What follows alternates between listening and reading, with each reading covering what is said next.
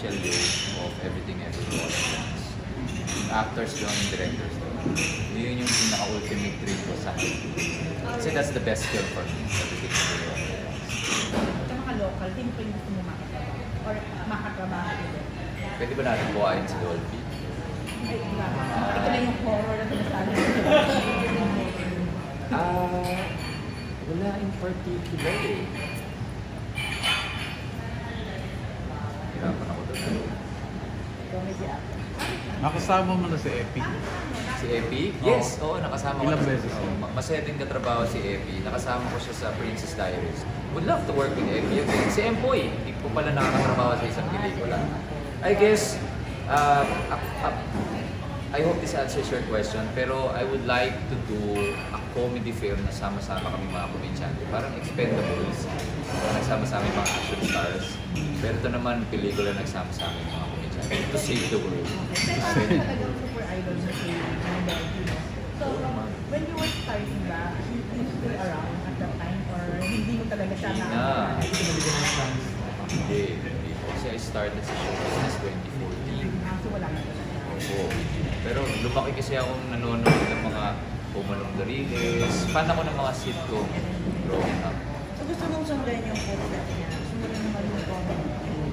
Maging Dolphy. Not necessarily a king, but someone who's good at what he does. Comedy man, drama. So, comedy, ano ka na dati niyang movie or anong gusto mo? Wala naman in particular, pero meron siya isang pelikula na napatunayan na he's just not a comedy king.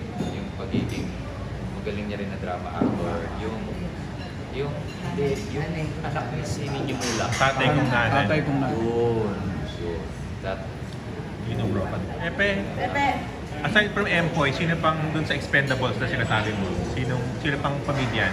nakasama, nakula. Isa-isa ko ba? Si Gerald Napoles, si Jelson, si Bayani, si Ryan Bang, si Long Mejia, lahat ng komedyante. Parang hirap nun.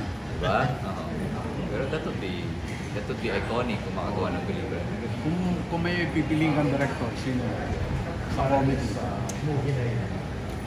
Doon na ako sa closest friend ko, yung director ng Pangarap Kong Hold Up. Who is?